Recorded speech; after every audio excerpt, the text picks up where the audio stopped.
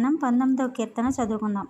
ఆకాశములు దేవుని మహిమను వివరించుచున్నవి, అంతరిక్షము ఆయన చేతి పనిని ప్రచురపరచుచున్నది.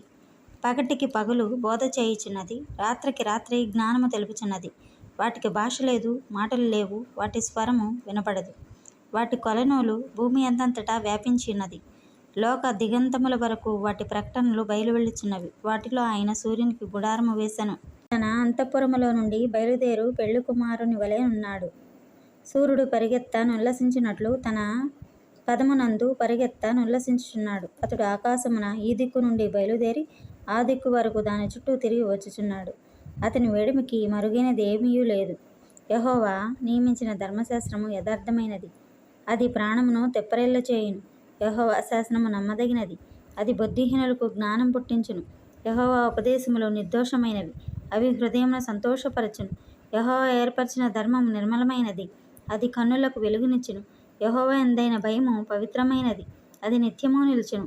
యెహోవా న్యాయవిధులు సత్యమైనవి, అవి కేవలము న్యాయమైనవి.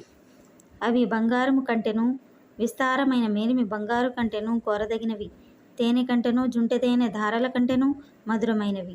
వాటి వలన నీ సేవకుడు హెచ్చరికనందును, వాటిని గైకొనుట వలన గొప్ప లాభం కలుగును. తన పొరపాటులు గలవాడెవ్వడు? నేను రహస్యముగా చేసిన తప్పులు క్షమించి నన్ను నిర్దోషిగా తీర్చుము. దురభిమాన పాపములలో పడకుండా నీ సేవకుని ఆపుము, వాటిని నన్ను ఏలనీయకము.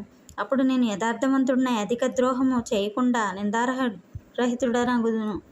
యెహోవా నా ఆశ్రయ దుర్గమా, నా విమోచకుడా, నా నోటి మాటలను నా హృదయ ధ్యానమును నీ దృష్టికి అంగీకారములగునుగాక. ఆమేన్.